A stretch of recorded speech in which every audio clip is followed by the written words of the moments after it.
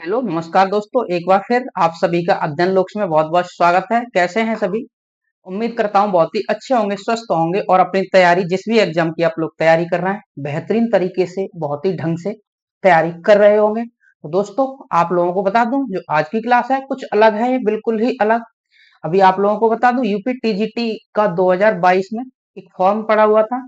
उसकी exam date अभी declare कर दी गई है। उसका एग्जाम है 14-15 मई का। तो उसी की ये क्लास है। इसमें मैं जो भी भाई बहन या दोस्त यूपी टीजीटी मैथ्स एग्जाम के लिए तैयारी कर रहे हैं, तो मैं उनके लिए कुछ डिफरेंट क्वेश्चन कराने वाला हूं। जैसे आप लोग 11th 12th का कर लेते हैं बहुत अच्छे से, 11th 12th आप लोगों से बहुत अच्छे से आता है, 9th 10th भी आता है, लेकिन कुछ क्वेश्चन जो सिंपल मैथ्स के आप लोग देख सकते हैं, मैंने यहाँ पर लिखा भी है। ऑल अर्थमेटिक और एडवांस के क्वेश्चन ये मैंने इस क्लास में आप लोगों को सॉल्व कराने वाला हूँ, जो कि बिल्कुल सिंपल वाला मैथ्स आप लोगों से पूछा जाता है उसके प्रश्न भैया इस क्लास में मैं आप लोगों को कराने वाला हूँ। All arithmetic and advance question. तो जैसे कि अंकगणित के कुछ क्वेश्चन आ जाते हैं, और जैसे ज्योमेट्री वगैरह के, जो साधारण ज्योमेट्री होती है बिल्कुल सिंपल वाली, उसके कुछ प्रश्न हमसे इसमें 14-15 प्रश्न पूछे जाते हैं। तो सभी दोस्त सब्जेक्टिव तो क्वेश्चन को सॉल्व कर लेते हैं, लेकिन ये वाले प्रश्न छोड़कर चले जाते हैं और इनकी वजह से उनका सिलेक्शन रुक जाता है। तो मैं इस क्लास में आप लोगों को इन क्वेश्चन को बिल्कुल ही साधारण तरीके से और बहुत ही आसान प्रश्न पूछे गए हैं। आप लोग देखेंगे 2021 में जो एग्जाम हुआ उसी के ही रियल प्रश्न मैंने इस क्लास में लिए हैं, क्योंकि बहुत ही सिंपल है, लेकिन उनको और आप तरीके से बनाएंगे, तरीके से सॉल्व करेंगे, तो बहुत ही टाइम आप लोगों को उनमें लग जाएगा। लेकिन उसकी मैं कुछ ऐसी ट्रिक्स बिल्कुल आसान तरीके आप लोगों को बताने वाला हूं, जिससे कि आप लोग अब इन क्वेश्चनों को बिल्कुल ही बहुत ही आसान तरीके से बिल्कुल कम समय में सॉल्व कर पाएंगे। तो दोस्तों, शुरुआत कर देते हैं क्लास की और देख लेते हैं पहला प्रश्न क्या है। तो क्वेश्चन नंबर 1 आपकी स्क्रीन, आपकी नजरों के सामने, बहुत ही आसान, बेहद खूबसूरत और बहुत ही सिंपल सा सवाल आप पढ़ सकते हैं। अलजेब्रा बीजगणित का एक प्रश्न है, बहुत ही सिंपल है, तो एक बार देख लें। एक्स स्क्वायर प्लस 1/x² दिया है भैया 11, then value of X cube minus 1/x³ may be equal to.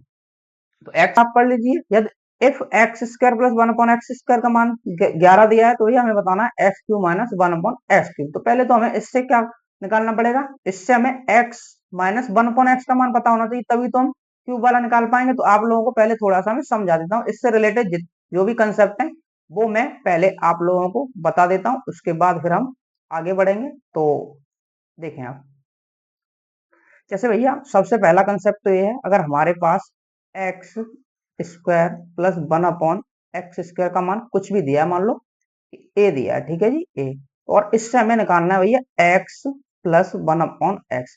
और ये मान दिया और इससे हमें फाइंड करना है एक्स प्लस 1/x। तो आप कुछ नहीं करेंगे, इसमें ए प्लस 2 कर देंगे और इसका कर लेंगे हम स्क्वायर रूट, वर्गमूल, आपको इसका मान मिल जाएगा। इसी से हमें निकालना होता है एक्स माइनस 1/x। इसका मान चाहिए, तो इसके लिए आप करेंगे a माइनस 2 इसका स्क्वायर रूट, आप लोगों को x माइनस 1/x की वैल्यू मिल जाएगी। तो कंसेप्ट एक तो ये हो गया। इसके अलावा दूसरी बात ये, जब भी हमारे पास x प्लस 1/x का मान दोस्तों दिया है a, और हमें फाइंड करना है इससे एक्स क्यूब प्लस 1/x³। इसके लिए आपको करना है ए का क्यू, ये नंबर यहाँ पर जो भी होगा उसका क्यू करना है, और -3।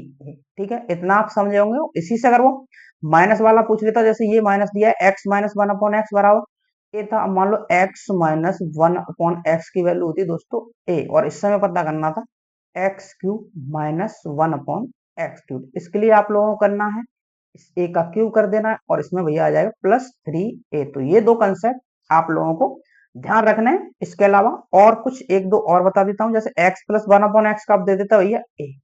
सब ये आप लोगों को याद रखने हैं, इसमें से कोई भी प्रश्न पूछा जा सकता है। अगर ये मान दिया होता हमें और हमें पूछता है एक्स स्क्वायर प्लस 1/x², तो भैया हो जाता है ए स्क्वायर माइनस 2। ठीक है जी, और इसको देकर जैसे अब यहाँ पर एक्स माइनस 1/x दे देता, इसकी वैल्यू ए थी, और अब पूछ लेता है एक्स स्क्वायर प्लस 1/x², तो ये हो जाता है भैया ए स्क्वायर प्लस 2। तो ये आप लोगों को डायरेक्ट याद रखने हैं और कुछ नए नहीं है।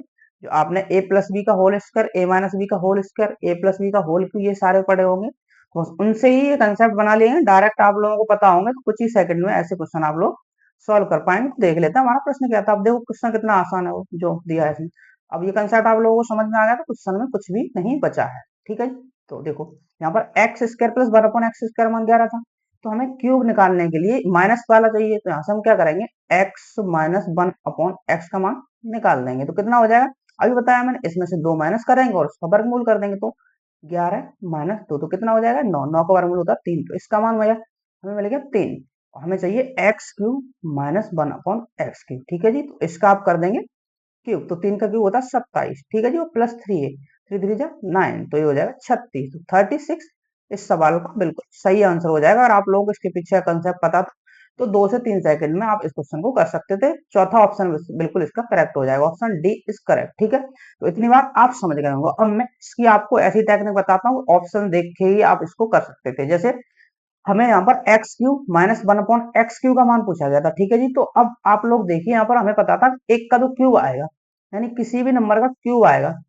तो हम देखते हैं यहाँ पर कोई इस नंबर के आसपास कोई क्यूब है, इसके आसपास हम परफेक्ट क्यूब नंबर देखेंगे। तो इसके आसपास क्यूब भैया, इसके आगे, इससे पीछे देखना है, इससे पीछे होता है भैया 8। 2 का क्यूब 8 होता है, 2 का क्यूब। ठीक है, 2 का क्यूब 8।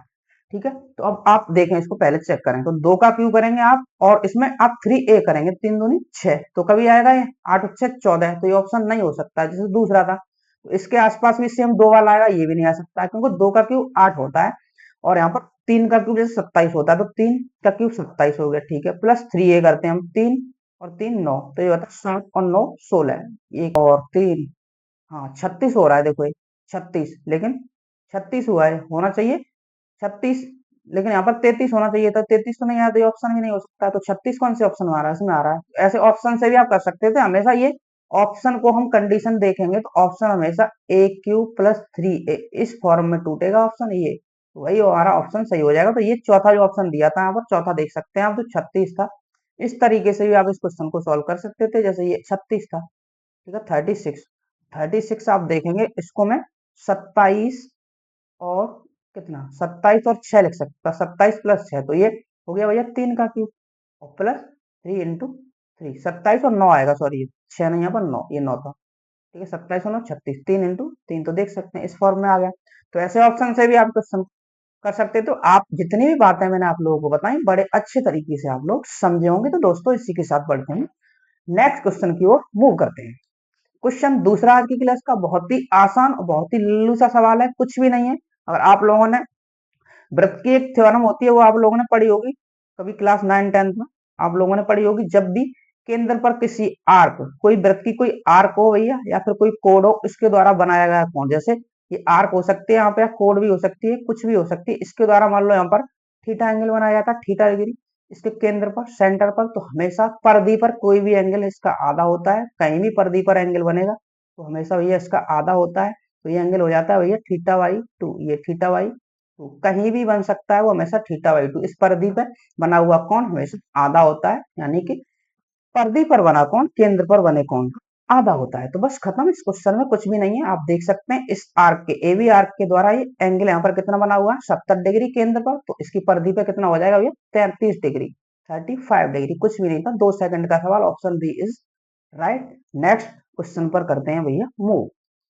क्वेश्चन नंबर 3, तो ये भी एक मतलब सर्वसम का जो होती है आइडेंटिटी, उसका क्वेश्चन है। जैसे आप लोगों ने ये वाली आइडेंटिटी शायद कभी पढ़ी होगी, A cube plus B cube plus C cube minus 3ab C. तो इसका मान भैया कितना होता है, आप लोगों को बता दूं, ये होता है a प्लस बी प्लस सी। ठीक है, ये हो जाता है। और अंदर इसकी कई कंडीशन बन जाती हैं, तो एक सिंपल वाली कंडीशन बता दे रहा हूँ, A square plus B square plus C square minus A B minus B C minus C A, ये होता है। ठीक है जी, ये और इससे एक दो मतलब 3 होती हैं, ये 3 के इक्वल। इनको अगर थोड़ा और सॉल्व करेंगे हम इसको ए माइनस बी का होल स्क्वायर, बी माइनस सी माइनस सी का होल स्क्वायर बनाकर हाफ हार कर सकते हैं बस आप। तो ये वाला ध्यान रखें। तो जब भी इसमें कंडीशन होती है, कंडीशन भैया ये होती है, इस कंडीशन कि जब भी ए प्लस बी प्लस सी का मान हो जाए 0, तब क्या होता है, तब क्या हो जाता है, A cube plus B cube plus C cube बराबर 3abc। ये खत्म। तो यहाँ देख सकते आप, यहाँ पर 0 रखेंगे तो पूरा 0 हो जाएगा। तो बस यही कंडीशन हमारे इस क्वेश्चन में बन रही है, आप लोग यहाँ पर देख सकते हैं। इन तीनों को आप ऐड करेंगे तो x, ये वाला x से ये वाला x से ये x खत्म हो जाएगा, आप जोड़ेंगे x को, और y से देखो ये y खत्म हो जाएगा, और z से z खत्म हो जाएगा। मतलब कि हमारा ए प्लस बी प्लस सी कंडीशन यहाँ से बन रही है भैया 0, तो ये किसके बराबर हो जाएगा, तो ये हो जाएगा 3x-y। तो इसको हम लिख सकते हैं ऊपर वाले को 3x-y, y-z और z माइनस एक्स, ठीक है। और अपॉन में हमारा सेम था 9x-y, y-z और z माइनस एक्स, ठीक है जी। तो बस ये तीनों इससे कट जाएंगे और 3 से कितने बार कट जाएगा, 3 बार, तो बस 1/3 1/3 इस क्वेश्चन का हो जाएगा भैया राइट आंसर, जो कि तीसरे ऑप्शन में दिया गया है। तो आप लोगों को ये वाली आइडेंटिटी पता थी, तो इस क्वेश्चन को भी आप 5 सेकंड में सॉल्व कर सकते हैं, जो कि मैंने आइडेंटिटी यहाँ पर आपको बताया, इस वजह से इसमें टाइम लगा। मुझे तो इसमें 5 सेकंड भी नहीं लगते, क्योंकि मुझे ये पता था, ठीक है दोस्तों। तो इसी के साथ अगले क्वेश्चन की ओर बढ़ते हैं। अगला क्वेश्चन देखते हैं, क्वेश्चन नेक्स्ट क्या कहता है। तो नेक्स्ट क्वेश्चन दोस्तों फिर से ये ज्योमेट्री का बहुत ही आसान सा सर्किल वाला, जैसे यहाँ पर एक सर्किल दिया, एक बार क्वेश्चन आप पढ़ लीजिए। Two parallel course of a circle of radius 5 centimeter are in opposite side of the center, and if the chord are at distance 3 centimeter and 4 centimeter from the center, then the difference of length of chord। तो दोनों हमें chord का, दोस्तों आप लोगों को बता दूं 5 सेंटीमीटर त्रिज्या के वृत्त में केंद्र के विपरीत दो समांतर जीवाएं हैं, ठीक है।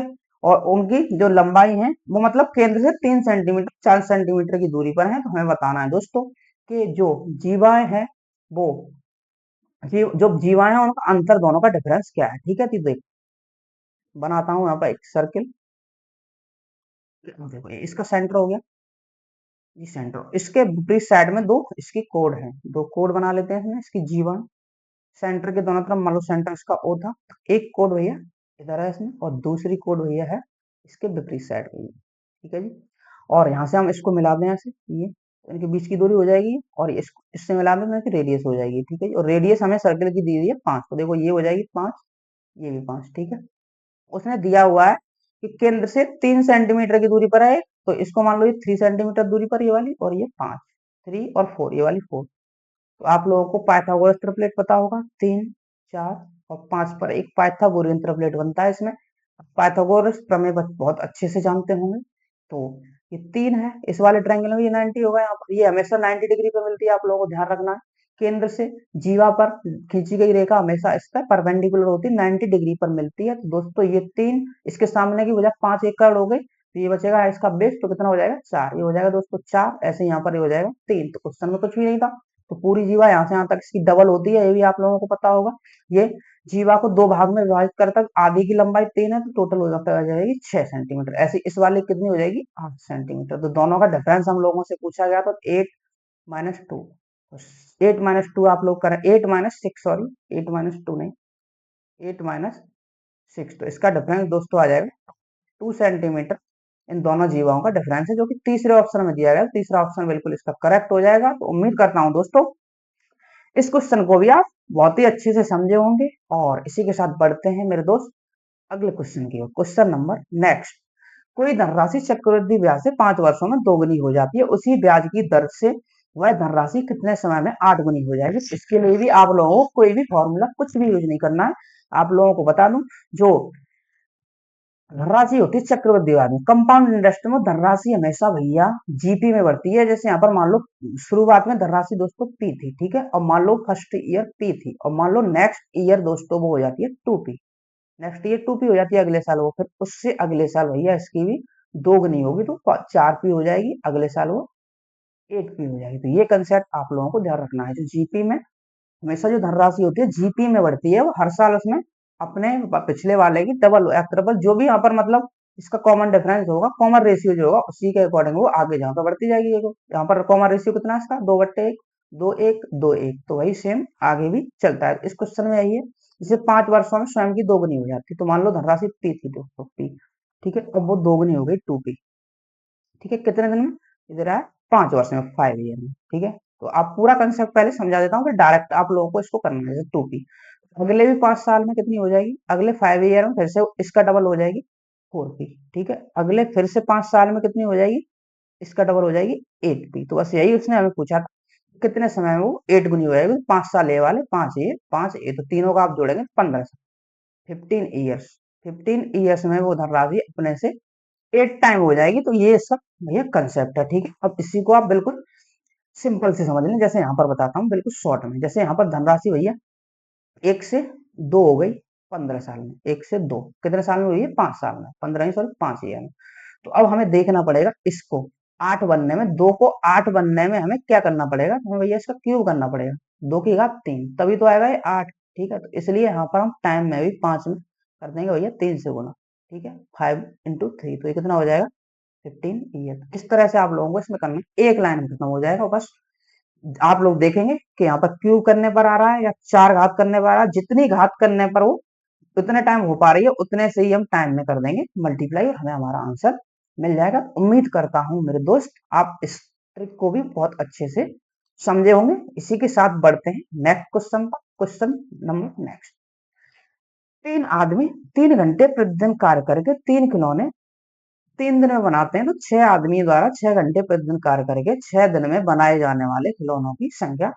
तो दोस्तों ये टाइम एंड वर्क का क्वेश्चन है। टाइम एंड वर्क आप लोगों ने पढ़ा होगा कभी, समय और कार्य, उसका ये प्रश्न है। और उसमें भी एक होता है भैया MDH rule, man day hour. MDH उसमें वर्क भी रहता है। एमडीएच रूल आप लोगों को बता दूं, फर्स्ट कंसेप्ट इसका होता है, मान लीजिए M1 व्यक्ति थे और वो किसी काम को D1 डे में करते हैं और मान लो उनको प्रतिदिन H घंटे काम करना है, तो H1 और इसको बराबर रख देते हैं M2 D2 और S2। तो ये एक कंसेप्ट होता है ये वाला। और दूसरा अगर इसी में दे दे वो तो कितना काम करते हैं, तो बस काम से और डिवाइड कर दिया जाता है, तो यही फॉर्मूला बन जाता है M1 D1 H1 upon W1 बराबर M2 D2 H2 upon W2। तो बस ये वाला कंसेप्ट हम इस क्वेश्चन में करेंगे दोस्तों यूज ये।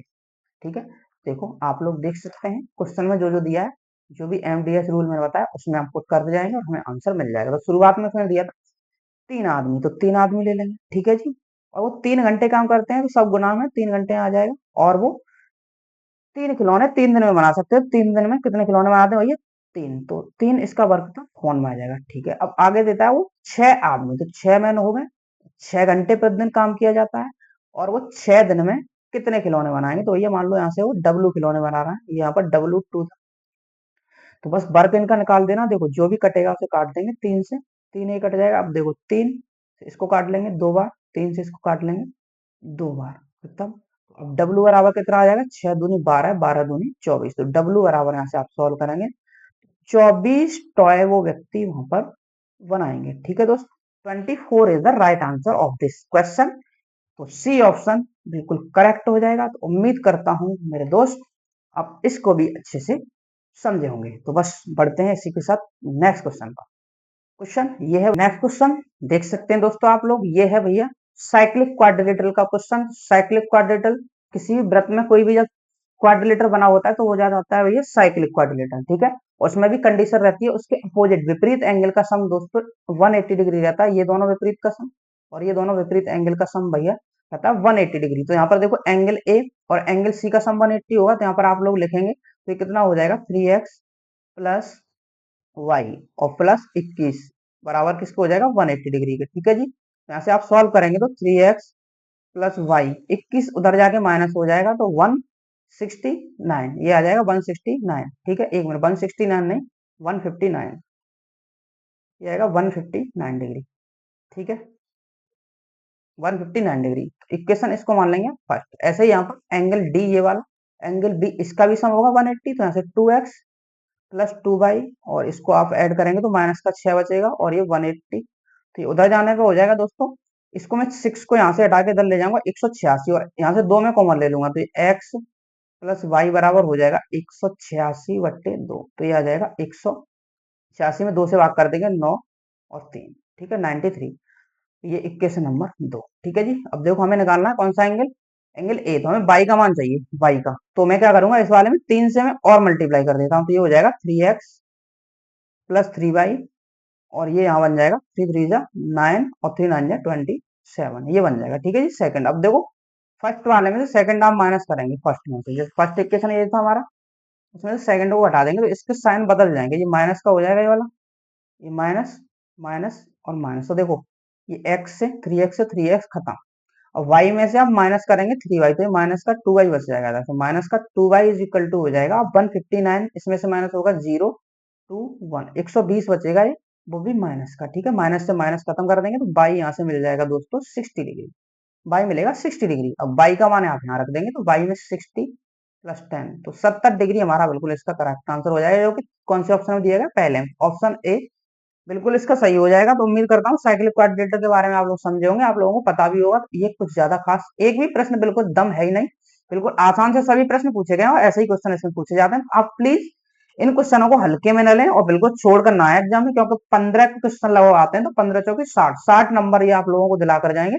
और आप कोशिश करें इसमें से एक भी गलत ना हो, बहुत ही कम समय में आप लोग इसको सॉल्व करें। वहां पर कम से कम 15 क्वेश्चन आप लोगों को 10 मिनट में ही खत्म कर लेने हैं। इससे आप लोगों का टाइम अगले क्वेश्चन में आप लगा पाएंगे और अपना सिलेक्शन ले पाएंगे। ठीक है दोस्तों, तो इसी के साथ बढ़ते हैं अगले क्वेश्चन पर। Next question, time speed and distance का बहुत ही आसान सा सवाल।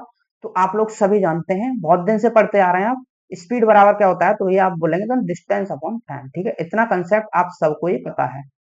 ठीक है जी, चाल बराबर दूरी बट्टे समय, सभी को रटा हुआ होगा एक प्लस ये वाला जो फॉर्मूला है। ठीक है, तो बस ये आप लोगों को पता है। देखो अब इसमें हमें डिस्टेंस, अब तो हमें पूछा गया यहाँ पर, जहाँ 3 कार की चालों का अनुपात दिया गया भैया और उनके द्वारा लिए गए समय का अनुपात पूछा गया है। तो आप लोगों को एक कंडीशन बता दूं, जो टाइम है इसके रिवर्स में रहता है हमेशा, रेसिप्रोकल में इसके इनवर्सली प्रोपोर्शनल रहता है स्पीड। तो एस के जो टाइम होता है वही होता है इनवर्सली प्रोपोर्शनल 1/t। इसका मतलब ये हुआ, अगर यहाँ पर किसी भी गाड़ी की या किसी व्यक्ति की किसी की भी स्पीड अगर बढ़ेगी तो उसको टाइम उतना ही कम लगेगा। तो अब इस क्वेश्चन में कुछ नहीं बचता है, बस जब भी हमें किसी भी कोई भी व्हीकल है कुछ भी है उसकी कार ट्रेन किसकी भी, हमें अगर चाल का रेशियो दिया गया है तो हमें टाइम का रेशियो निकालना होगा भैया। टाइम का रेशियो तो स्पीड का हमेशा रिवर्स हो जाता है, 1 जैसे स्पीड इनकी S1 S2 मान लेते हैं, 1/S1 1/S2 और 1/S3 ये रेशियो रहता है। ठीक है जी, तो बस आप इसमें से पुट करेंगे तो देखो 1/2 हो जाएगा ये टाइम का रेशियो निकालने के लिए, और ये 1/3 हो जाएगा और ये 1/4। बस इसको आप सॉल्व करेंगे, एलसीएम 12 आएगा तो 12 से आप ऊपर गुना करेंगे, 2 से 12 कटेगा 6 बार और ये 4 बार और ये 3 बार, 6 4 3 हो जाएगा दोस्तों इसका आंसर, जो कि ऑप्शन डी में दिया गया। तो इस तरह से आप इस क्वेश्चन को करेंगे, क्योंकि आप पूरा कंसेप्ट जरूरी नहीं कि वो निकाल लेंगे। आप पूरा 100 किलोमीटर दूरी है तो यहाँ से आप 2x मान लेंगे इसकी, फिर 3x 4x, फिर इसको डिवाइड करेंगे, फिर अलग अलग निकाल लेंगे। क्यों ही करेंगे हम, अगर हमें टाइम बचाना है तो हम इस तरीके से करेंगे। ठीक है जी, अब बढ़ते हैं अगले पर। नेक्स्ट क्वेश्चन, ये भी क्वेश्चन है, टेंजेंट जो होती है स्पर्शी का क्वेश्चन आप लोगों को पता ही होगा। जो ये स्पर्शी होती है, ये वाली इसकी स्पर्शी ये होती है भैया टेंजेंट। ठीक है, और ये होती है सीकेंट लाइन, ये होती है सीकेंट, छेदक रेखा से बोलते हैं सीकेंट। तो आप लोगों को पता होगा ये टेंजेंट मान लो टी है तो टी का स्क्वायर दोस्तों किसके बराबर होता है, ये वाली जो सीकेंट होगी ए बी मल्टीप्लाई ए सी। बस ये कंसेप्ट है, बस आप इसमें लगा देंगे हमें आंसर मिल जाएगा। तो ए बी का मान यहाँ पर कितना दिया दोस्तों 4। ठीक है, और यहाँ से आप ए सी का मान निकालें कितना हो जाएगा 4 ये 5 9। ठीक है, और इसका हमें टी चाहिए तो हम इसका कर देंगे स्क्वायर रूट, तो 2 आ जाएगा ये बाहर और ये 3 3 दूनी 6 6 हो जाएगा। सर क्या है इस सवाल में, कितना टाइम लेते हैं आप लोग वहां पर, अगर आप लोगों को कंसेप्ट इसके बारे में जानकारी है तो ये 2 सेकंड 3 सेकंड 5 सेकंड में, इससे ज्यादा टाइम नहीं लगेगा। तो 6 इसका सही आंसर होगा, जो चौथे ऑप्शन में दिया गया है। तो ठीक है भाई, आप इसे भी समझ गए होंगे। इसी के साथ बढ़ते हैं अगले सवाल पर। नेक्स्ट क्वेश्चन दोस्तों, टाइम स्पीड डिस्टेंस का फिर से क्वेश्चन आया, उसमें भी एवरेज स्पीड वाला औसत चाल वाला प्रश्न है। तो इसमें आप लोगों को बता दूं, एक व्यक्ति था वो ए से बी स्थान तक जाता है कितने की स्पीड से, तो ये हो जाता है 40 किलोमीटर पर आवर से। 40 किलोमीटर पर आवर से यहाँ से 40 किलोमीटर पर आवर से जाता है, और इधर से वही वापस आता है ना वो, तब वो स्पीड वो अपनी 20% 50% की वृद्धि कर देता है स्पीड में। ये क्वेश्चन में दिया गया है, तो 50% इसका 20 होता है, तो 60 किलोमीटर पर आवर से वापस आएगा वो। ठीक है, तो 60 से इधर से वापस आएगा। ठीक है, आप इसको 50% निकालेंगे, 40 का 20 आएगा और 20 इसमें ऐड करेंगे और 60 से दोस्तों आ जाएगा वो वापस। ठीक है, अब इस प्रश्न के लिए आप लोगों को दूरी तो दी नहीं है। इस जब भी ऐसा क्वेश्चन आप लोगों को दिखे तो दूरी भैया इसकी जो डिस्टेंस है हमेशा इन दोनों का एलसीएम मान लेना। तो इन दोनों का एलसीएम कितना हो जाएगा, इन दोनों का एलसीएम दोस्तों हो जाएगा 120। ये मान लेंगे हम इसकी टोटल डिस्टेंस। ठीक है जी, तो देखो अब इसका टाइम निकालेंगे तो जाने में इसको टाइम लगा होगा 3 घंटे, 4 3 12 और 6 दूनी 12, यहाँ से लगाऊंगे 2 घंटे। एवरेज स्पीड का आप लोगों को फॉर्मूला अच्छे से पता होगा, एवरेज स्पीड बराबर होती है मेरे दोस्त, एवरेज स्पीड क्या होती है, तो आप बोलेंगे जी ये तो होती है कुल दूरी बट्टे कुल समय। तो कुल दूरी यहाँ पर कितनी हो जाएगी, ये हो जाएगी यहाँ से यहाँ तक गया कितना किलोमीटर 120, ये गया यहाँ से और 120 वापस तो 240 किलोमीटर, और कुल समय तो जाने में 3 घंटे लगेगी और 2 घंटे वापस आने में, तो 5 घंटे हो गए। ठीक है जी। तो 5 से आप इसको डिवाइड कर देंगे, 5 चौके 20 होता है, 5 अट्ठे 40। ठीक है, तो 48 किलोमीटर पर आवर उस व्यक्ति की एवरेज स्पीड रही होगी, जो कि तीसरे ऑप्शन में दिया गया। तो तीसरा ऑप्शन दोस्तों इसका बिल्कुल हो जाएगा करेक्ट आंसर। उम्मीद करता हूँ इसे आप बहुत अच्छे से समझे होंगे। अब बढ़ते हैं अगले सवाल। नेक्स्ट क्वेश्चन, अगला प्रश्न दोस्तों, ए बी और सी एक काम को 500 रुपए पर लेते हैं। टाइम एंड वर्क का क्वेश्चन है। ए और बी एक साथ 2/5 काम करते हैं और सी से इस काम सी अकेले करना चाहता है, तो सी को कितना। तो आप लोगों को बता दूं, अगर आप लोग जानते भी हो, किसी व्यक्ति को जो मजदूरी जो वेज मिलती है वो किसके अकॉर्डिंग मिलेगी, तो भैया जो जितना ज्यादा काम करेगा उतनी उसको वेज मिलेगी, उतनी उसको मजदूरी उसके काम के अकॉर्डिंग मिलती है। तो यहाँ पर देखेंगे टोटल तो उनको 500 रुपए मिले थे, उनकी टोटल थी 500 रुपए, तीनों की, ए प्लस बी प्लस सी को 500 रुपए मिले हैं, ये तीनों को मिले हैं 500 रुपए। लेकिन वो बोलता है कि ए और बी ने यहाँ पर 2/5 काम किया है। तो ए और बी ने दोस्तों कितना काम खत्म कर दिया मिलकर, 2/5। ठीक है जी। अब काम कितना बच गया होगा, तो आप बोलेंगे जी 3/5 काम बचा होगा, वो किया होगा सी ने। कितना, 2/5, इसमें से आप माइनस करेंगे तो 3/5 जो काम है वो किया होगा सी ने। तो बस काम के अकॉर्डिंग मजदूरी मिलती है, तो बस 500 का 3/5, तो उसको इसी अनुपात में उसकी सैलरी मिलेगी, तनख्वाह जो भी है, मजदूरी। तो इसको आप इससे काटेंगे, कितना आ जाएगा, 300 रुपए। तो कुछ भी नहीं था, बहुत ही आसान सा और बहुत ही ट्रिकी क्वेश्चन था। तो ये 300 रुपए उसका हो जाएगा भैया बेस। तो ये पहला ही ऑप्शन है इसका बिल्कुल करेक्ट है। तो उम्मीद करता हूँ इस तरीके को भी आप बहुत अच्छे से समझे होंगे। अब बढ़ते हैं अगले सवाल की क्वेश्चन। ये भी क्वेश्चन बहुत ही आसान सा है। देखो आप देख सकते हैं यहाँ पर ये एंगल दिया गया 130 डिग्री और ये 70 डिग्री और ये हमें पूछा गया थीटा, ये वाला। तो ये फिर अंदर अगर आप लोग देखें, इसमें थोड़ी सी इसने मिस्टेक दी है, इसको इससे मिलाना चाहिए था, ये ऐसे। ठीक है, तो ये साइक्लिक क्वाड्रिलेटरल एक बनेगा। साइक्लिक क्वाड्रिलेटरल अभी पीछे ही आप लोगों को पता है, विपरीत एंगल का सम कितना होता है, 180। इसका और इसके सामने का 180, इसका और इसका 180। तो देखो यहाँ पर ये 70 है, तो ये वाला कितना हो जाएगा जी, तो आप बोलेंगे ये हो जाएगा 110। ठीक है, और देखो ये वाला 130 है, तो ये कितना हो जाएगा, पी एंगल पी यहाँ से हो जाएगा 50, एंगल पी 50। एंगल पी की ही जरूरत है हमें, बस बाकी की जरूरत है नहीं। ठीक है, तो ये 50 हो जाएगा। अब देखेंगे ये वाला, ये ट्रायंगल बन जाएगा यहाँ पर, एक ट्रायंगल पी क्यू टी में, ट्रायंगल पी क्यू टी, बड़ा वाला ट्रायंगल आप लोगों को ये दिखाई दे रहा होगा, पी क्यू टी। तो इसमें आप देखेंगे ये वाला 50 हो गया, ये 70 हो गया। तो तीसरा एंगल, तीनों त्रिभुज के तीनों कोणों का 180 होता है, तो बस इसमें से माइनस कर देंगे 50, 180 माइनस 50 और ये 20, 50 और 70, 120, 120 डिग्री। तो कितना आ जाएगा, 60 डिग्री इसका सही आंसर आ जाएगा। ठीक है जी, समझ गए होंगे आप। तो तीसरा ऑप्शन, ये भी साइक्लिक क्वाड्रिलेटरल का कंसेप्ट आप लोगों को बताया, तो कुछ भी नहीं था प्रश्न में। आप देख सकते हैं इतने आसान आसान से क्वेश्चन पूछे गए हैं और ऐसे ही इस बार भी पूछे जाएंगे। तो भैया ज्यादा डरने की जरूरत नहीं है, बस थोड़ी सी प्रैक्टिस कर लें क्वेश्चन की। कोई भी आप लोगों के पास प्रीवियस बुक हो, यूथ पब्लिकेशन की आती है या घटना चक्र, उससे आप प्रैक्टिस कर सकते हैं। और मैं भी और जो पिछले और सालों में कुछ क्वेश्चन पूछे गए हैं उनको भी मैं धीरे धीरे इसमें सॉल्व कराऊंगा। जैसे अभी 2021 के थे, इसके अलावा 2016 में एक पेपर हुआ है, उसके भी प्रश्न अर्थमेटिक, अंकगणित के, अलजेब्रा के, या फिर जो आप लोगों की ज्योमेट्री होती है, तो उसके मैं सभी सॉल्व कराऊंगा आप लोगों के लिए। बस आप लोग इसको शेयर कर दें अपने दोस्तों के साथ, जो भी टीजीटी की, यूपी टीजीटी मैथ्स की तैयारी कर रहा है, तो उन तक इस क्लास को भेज दें। ठीक है जी, तो अब बढ़ते हैं अगले प्रश्न पर। नेक्स्ट क्वेश्चन, 2 + 2, ये देखो यहाँ पर दिया गया, तो हमें आप लोगों को पता ही होगा, आप लोगों को बस एक फॉर्मूला इसमें पता होना चाहिए, कॉस 2 थीटा क्या होता है भैया जी। तो ये यहाँ पर दो होते हैं इसके फॉर्मूले, एक तो ये साइन में बन जाता है 2 cos² θ - 1, और एक हो जाता है 1 - 2 sin² θ। और इसके अलावा इसको ऐसे भी लिख सकते हैं, cos² θ - sin²। मेन फॉर्मूला यही होता है, उसी से दोनों बने हुए। तो हमें इसमें यूज करना है दोस्तों ये वाला, ये पहला वाला। ठीक है, कैसे देखो यहाँ पर ये दिया हुआ, तो सबसे पहले हम इस वाले को सॉल्व करेंगे यहाँ पर। ठीक है, इसे तो देखो यहाँ पर आप cos 2 cos θ का फॉर्मूला लगाएंगे यहाँ से, 2 cos θ। तो यहाँ से 2 पहले आप कॉमन ले लेंगे यहाँ से, तो cos 2 θ का फॉर्मूला हम लगाएंगे। 2 आप यहाँ से कॉमन लेंगे, तो अंदर वाला पहले सॉल्व करता हूँ। देखो इतना सा 2 यहाँ से कॉमन ले लिया मैंने, 1 + cos 8 θ।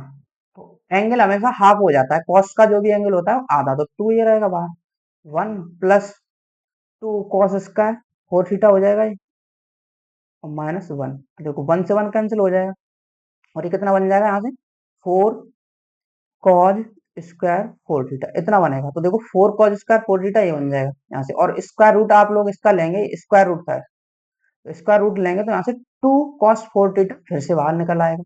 To cos four theta, यहाँ से फिर से टू कॉमन ले लेंगे आप। तो अब इसमें कुछ भी बचता है। अब देखो फिर अगला वाला जो बचेगा ना, यहाँ से कितना बचेगा, ये टू कॉस फोर थीटा, और अगले वाले से आप फिर से इससे टू कॉमन ले लेंगे, फिर से कॉस फोर थीटा का फॉर्मूला लगाएंगे। तो नेक्स्ट कंडीशन में, नेक्स्ट स्टेप में भैया बचेगा ये टू कॉस टू थीटा, इतना बच जाएगा ये, ठीक है।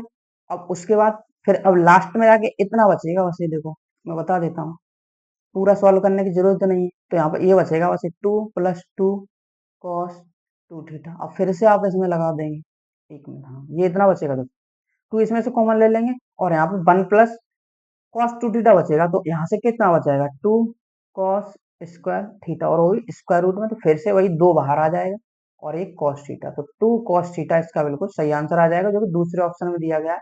तो दूसरा ऑप्शन दोस्तों इसका बिल्कुल करेक्ट हो जाएगा। तो आप इसे भी समझोगे, बस वही है, हाफ एंगल का फॉर्मूला अंदर से यहाँ से सॉल्व करते जाएंगे, हम लगाते जाएंगे, टू कॉमन लेते जाएंगे, फिर से लगाते जाएंगे, लास्ट में जाके टू कॉस थीटा बचेगा, बस यही इसका आंसर हो जाएगा। तो ऑप्शन बी इसका बिल्कुल करेक्ट है। तो ठीक है दोस्तों, बस इतना ही कुछ। दोस्तों इस क्वेश्चन को आप तरीके से तो समझ ही गए होंगे। अब देखो आप लोगों को इसकी बताता हूँ शॉर्ट ट्रिक, कुछ भी नहीं है, 5 सेकंड में से खत्म कर लेंगे। जैसे यहाँ पर ये two plus two cos theta last में दिया हुआ था, ये वाला, एक मिनट, देखो, तो आप लोगों को बस ये देखना है यहाँ पर रूट कितने हैं। एक रूट ये हो गया, वन टू और थ्री, ठीक है, थ्री। तो आप तीन स्टेप इसमें खत्म करना, तीन स्टेप में क्वेश्चन खत्म हो जाएगा। जैसे यहाँ पर हम लोगों ने इसमें फॉर्मूला लगाया, तो बस इसका कितना बच रहा था, इस टू के साथ यहाँ पर एंगल कितना आ जा रहा था, हाफ, इसका आधा होता जाए, तो यहाँ से एक बार आधा हो जाएगा, तो यहाँ से बचेगा टू कॉस फोर थीटा, ठीक है। अब अगले स्टेप में फिर से ये खत्म हो जाएगा, अब बचेगा यहाँ से दोस्तों यहाँ तक टू कॉस टू थीटा, ठीक है, बस खत्म। अब एक जितने रूट हैं बस उतने ही स्टेप हमें खत्म करने हैं, उतनी बार इसको एंगल को हमें हाफ करते जाना, टू कॉस टू थीटा बचेगा। अब नेक्स्ट तीन रूट है, तीन स्टेप हमें लगाने, तो अगली बार यहाँ पर कितना बचेगा, टू कॉस थीटा, बस खत्म। लोग कुछ भी नहीं करना, इतनी देर में आप इस क्वेश्चन को सॉल्व कर सकते हैं, बस आप लोगों को कंसेप्ट पता है तो, ठीक है। ऐसे इस क्वेश्चन को आप सॉल्व कर सकते थे, अपने एग्जाम में टाइम बचा सकते थे। तो बस इतना ही क्वेश्चन थे, जो भी 2021 में जितने भी प्रश्न पूछे गए थे, वो सभी मैंने आप लोगों को सॉल्व करा दिए। तो कैसी लगी आपको क्लास, कमेंट में जरूर बताएं, और अपने दोस्तों के साथ इस क्लास को शेयर करें जो भी यूपी टीजीटी एग्जाम की तैयारी कर रहा है। और आप लोगों को पता ही है, एग्जाम की डेट डिक्लेयर हो चुकी है, 14-15 मई को आप लोगों को एग्जाम में मतलब एग्जाम में आप लोगों को बैठना है। तो आप अच्छे से तैयारी करें। बाकी अपना सब्जेक्टिव जो भी है, 11th-12th का मैथ है, वो आप कंप्लीट करें, 9th-10th का कर लें बस, और ग्रेजुएशन का थोड़ा बहुत पार्ट है तो उसको करें। ग्रेजुएशन पर इतना ज्यादा ध्यान नहीं देना है, क्योंकि 5 से 10 क्वेश्चन उसमें से पूछे जाएंगे। तो पहले आप 11th-12th बहुत अच्छे से करें, और ये जो बेसिक वाला मैथ है इसको भी करेंगे, ये भी आप लोगों के स्कोर बढ़ाने में बहुत हेल्प करेगा। तो बस आज के लिए इतना ही दोस्तों, मिलेंगे नेक्स्ट क्लास में, और तब तक के लिए बाय बाय, टेक केयर, अपना ध्यान रखें, खुश रहें, टाटा।